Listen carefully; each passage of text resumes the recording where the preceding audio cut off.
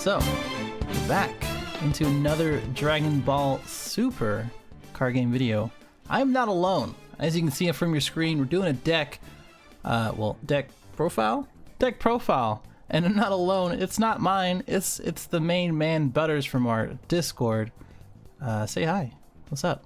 Hey, how's it going? Hey. Hello, everyone. Hello.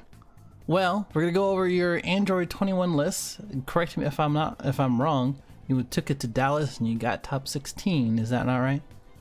Yes, that's right. That's right. I ended up getting 9th. Fabulous. All right then. Well, we can talk through that. But am I missing anything? Yes, I am. Let's go ahead and take a look at the list, and then you can kind of give yourself a nice little introduction further than what you already said. So, Butterz, what's up? What's your name, right? Yeah. So my name's Jose. I go by Butterz. I'm not the, Devin Butterworth, which every time. Every time. I saw his name top once, and I was like, this is going to be an issue. But we're both Androids players. It's so ironic. It's actually hilarious because I did that when you got into the Discord, because I think I talked to him when I went to one of these events, and then I talked to him again on Nationals, and then when you joined the Discord, I was like, wait, Devin? And then happens every time. But right. So you took it to Dallas. Got top 16. You said 9th. Did pretty well with it. Yeah. But we're looking at the deck itself. You can't see it, but we're looking at it right now. So why did you take this first off before anything else? Well, so a couple things. It's new cards, and so we were doing the waifu tournament in the Discord, the tournament, and I was trying to just test out different type of waifu leaders, and then whenever I tested this one out, I was like, oh, well, she's pretty strong. I knew with the current meta, I knew that baby was going to be an issue, and swings a lot. I knew that the ability to have like the summoning sickness, it was just great, and so I've been playing blue for a long time, so I just decided to give it a shot. And I already had my invite going into the event, so I was like, I had nothing to lose at this point. Nice. Okay, cool. And you're talking about the PPG invite? Yeah, that's correct. Okay, cool. All right then. And this is so for those who don't know, this is the booster pack, or the booster set, Android 21, as opposed to the starter deck one. So why did you choose this leader over that one? So the ability on the front and the back, which completely the same, was just nuts. With being able to get the draw and untap every single time is just absolutely nutty. You are able to ramp and untap the energy every single turn. To me, it just seemed like this leader was able to do more of a control was able to handle the control kind of format a little bit better than the other leader. And so for me, I tend to go with more control type decks, and so I just figured that she was working better than the starter deck leader. Okay, definitely makes sense. So again, like you were saying, this is the one that you choose clone token, and then after that, you can go ahead and choose one of their battle cards, return it to your hand, and one it costs or less, and then you choose one of the blue-green energy, switch to active mode at the end of the turn, right? After you choose one. Correct. And so like the ability to, mass Saiyan, the black mass Saiyan is like a huge problem for this deck, and so being able to just return that back to hand is really nice, to be able to not have to per se worry about that card. Yeah. And any other answers, I guess. I mean, did you run right into that exactly a lot? Or did you actually use that effect specifically? I did, and there was actually one instance where somebody did a double black mass Saiyan whenever I put down the 3-drop Android 21. Brilliant idea. And so he played it really smart. He was a great player out of Dallas, and so he played 2 clone tokens at the end of his turn, and he also had played 2 black mass Saiyans, so there was no way for me to stop it, and so I had to discard 8 cards at that turn. So that was rough. Right. That was wild. Right, but everybody was citing in Mass Saiyan against me, and so for me to be able to bounce those cards back was just awesome. Me being able to bounce back like any of the crit attackers, which was Intensifying Power Trunks was the most seen one. Yeah. I was able to bounce those back, and so and it's also like choose up to one. So any cards that allowed for draws and searchers on play, I kept those on the board. Mhm. To not give that player that kind of advantage. So it was nice to have that kind of flexibility. For sure. Okay. Cool. So this version, as we look through it, and we can't talk about 21 without talking about Pat, and we kind of mentioned that a little bit, right?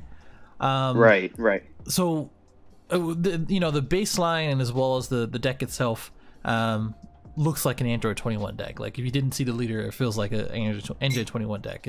You're ramping up until the Android 21, the 8 drop, right? The triple attack. You choose everything as far as their non-multicolor battle cards and as well as their energy. Shuffle it and then you swing 3 times. How often did that happen for you? Oh, every single game. Oh, okay. Every single game. All right. Yeah. So how do you get there? I ramp up just a ton. Turn 2, I get down to I do the Android 16.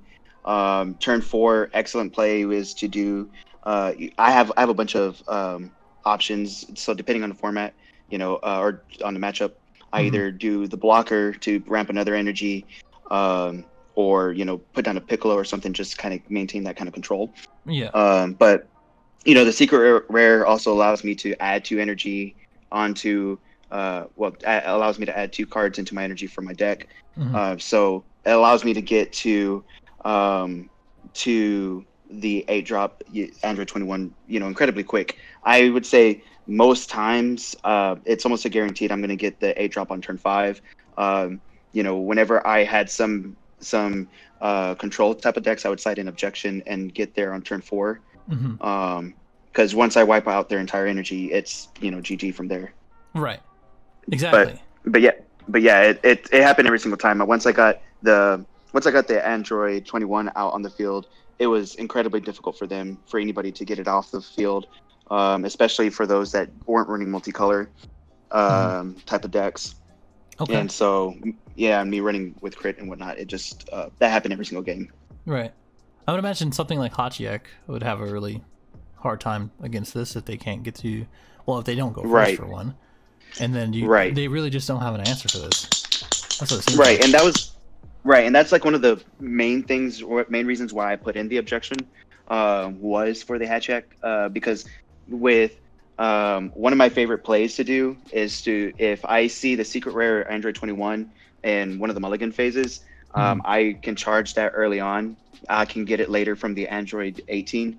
But I don't have to worry about picking them up later. It's like seeing like a 4th copy, or a double copy of just about everything in this deck. So the Android 18, one of my favorite plays is to put like one of the bombs in the energy, pick them up later, and and from there, whenever I need to get the whichever multicolor, I can just pick it up from there.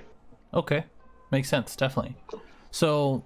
Okay, like I said, kind of a 21 base as slash like obviously your own deck for it. You can tell what it is, but if we take a look and run through the deck itself from left to right, you can stop me if I'm wrong. So we got obviously the Kai for any game-ending thing if they're at 2, right? Zeno button since you run so many 10Ks, or at least if you want to combo off those 10Ks since you tap out to ramp up. Absolute release death ball is probably the best counter out here. And then we have Android 18 for all your Android stuff, including the 8 drop, the 2 drop, and as well as the 4 drop.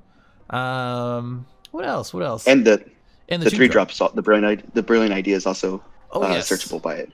Right. I forgot about that. So they're all searchable, including the multicolor no energy exhaust, and then the 3 4-drop Goku. So if we look at everything kind of looks like a good card, from the Draft Box Piccolo, the Goku, to the 8 drop, all the ramp stuff, and as well as Vegeta the Cruel.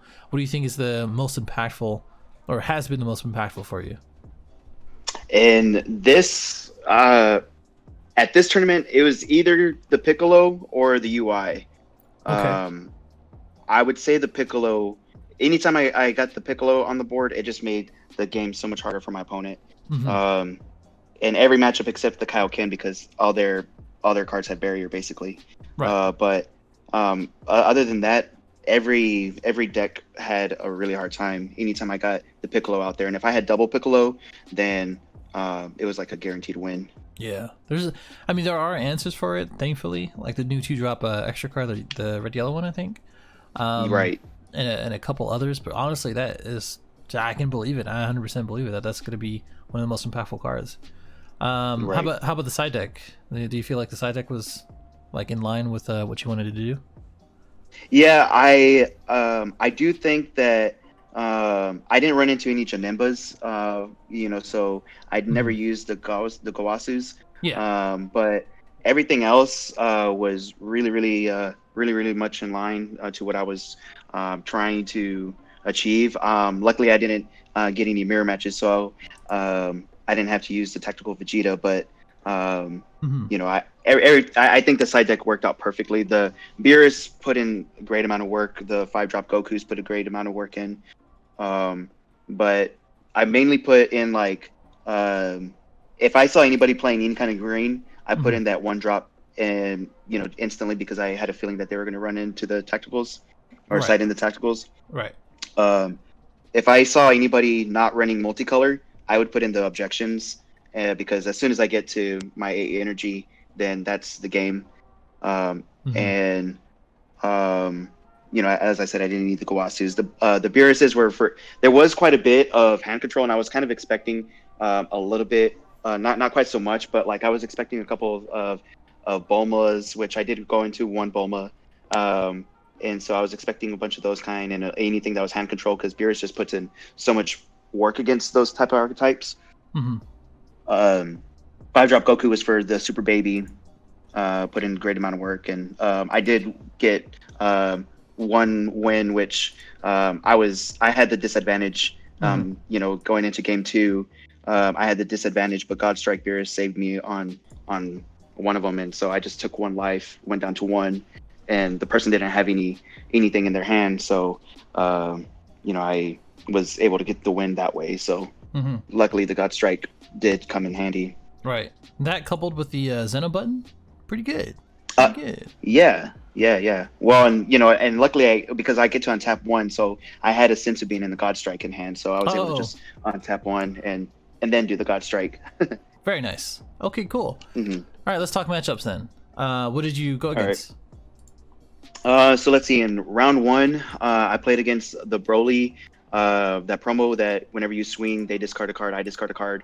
Oh. Okay. Yeah, it was a very interesting build. Yeah, very interesting build. They used the ISR with the Broly ring, and it was it was actually pretty interesting. I had to read a bunch of their cards. Yeah. But I got that one 2-0. Round 2, I did go on stream, and I played against Carlos, and he had the Kaioken deck, which was incredibly grindy. And that one I did get 2-0 also.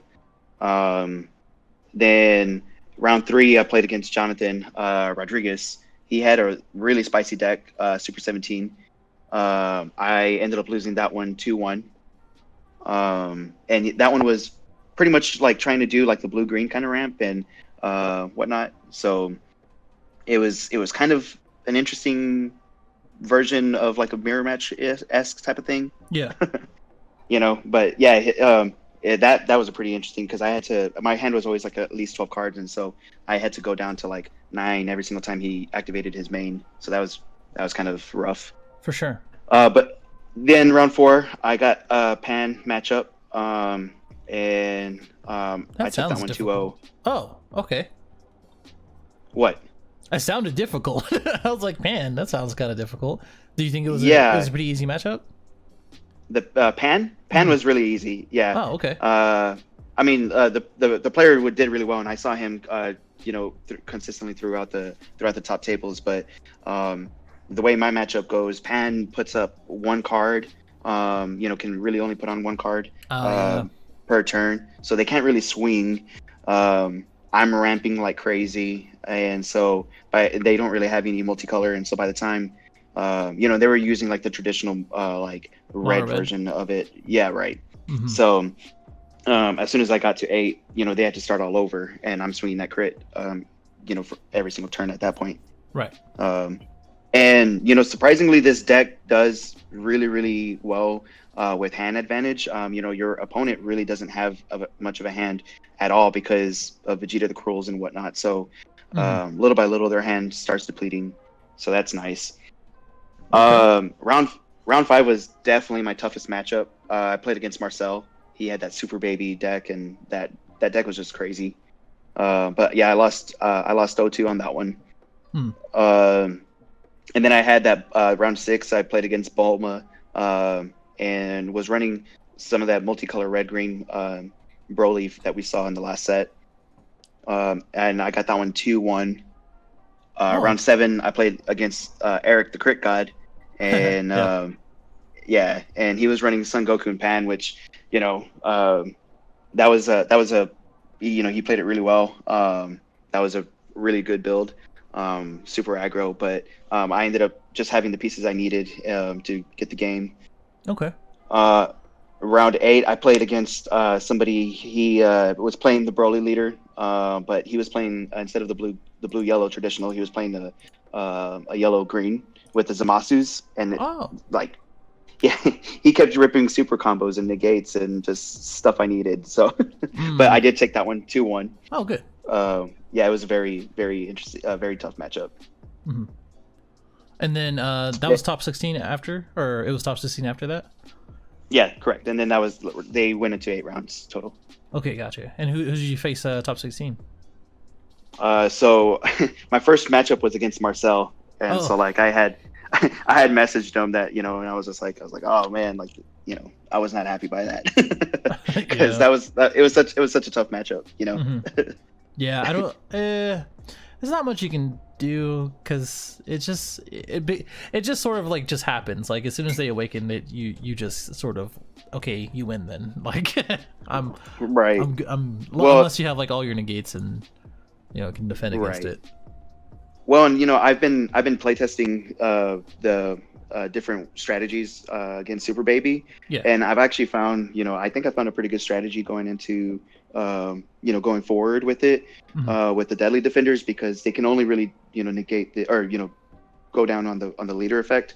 And so the combination between deadly defenders and the ultimate blows have been working out nicely right now. So I'm hoping that something like that can help with that matchup, because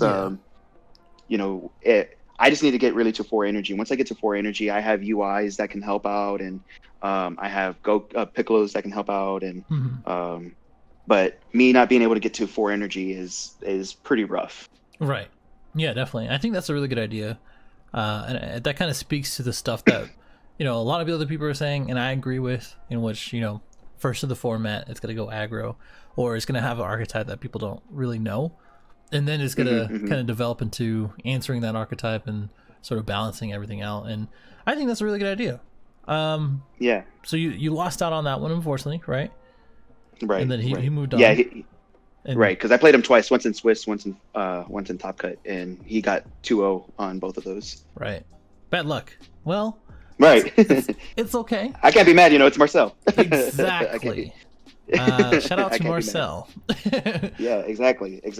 So to close this all out, what do you think the overall experience was as far as the event?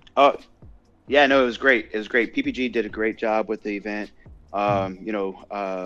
We had some great players there. I saw Robbie there, and Russell Seltzer, and just a lot of top names there. The list just goes on and on. Yeah. They cool people. And the community's just great, and so it was awesome. The whole experience was just great. PPG, as always, did a great job hosting the event.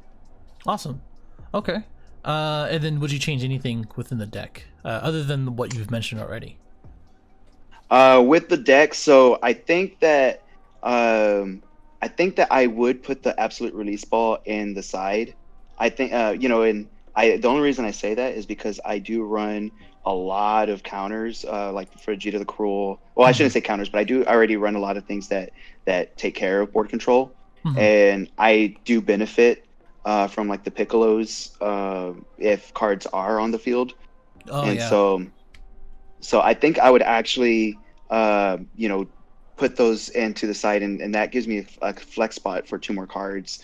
Whether they're the deadly defenders or something, but like I haven't quite figured out what to put in place for those. But I know that the Frieza is super good. I was running the cell, but for 3 tokens, it's just realistically not as